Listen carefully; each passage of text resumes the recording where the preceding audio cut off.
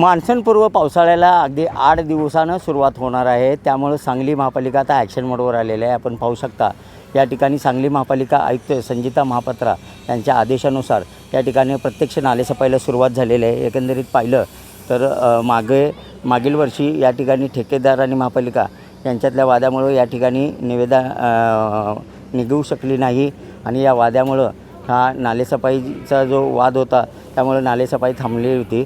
मात्र पालकमंत्री चंद्रकांतदादा पाटील यांनी बैठक घेऊन काल सर्व अधिकाऱ्यांना सूचना दिल्या आहेत, महापालिका आयुक्तांना सूचना दिलेल्या आहेत.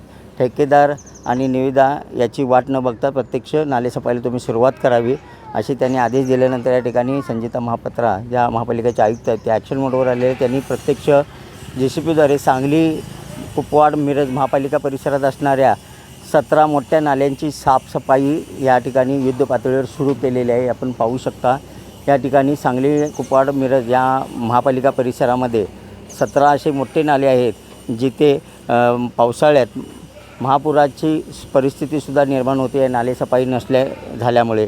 मात्र आता याच्यावर दक्षता घेत या ठिकाणी महापालिका आयुक्तांनी या ठिकाणी नालेसफाईला प्रत्यक्ष सुरुवात केलेली आहे.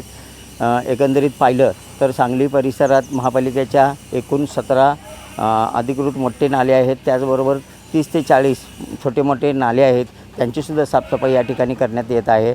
एकंदरीत पाहिलं तर या ठिकाणी प्रत्यक्ष नालेसफाईला सुरुवात झाल्यामुळे या ठिकाणी महापालिका परिसरातून नागरिकांच्यातून या ठिकाणी महापालिकेच्या वतीने समाधान व्यक्त होत आहे. एकंदरीत पाहिलं तर हे गेल्या 15 दिवसापूर्वीच हे सगळी नालेसफाई सुरुवात केली पाहिजे होती. मात्र उशिरा का होईना या ठिकाणी प्रत्यक्ष नालेसफाईला सुरुवात झाल्याची आपण पाहू शकता. कॅमेरामॅन सुजितसोबत मी शंकर देवपुळे, TV9 मराठी, सांगली.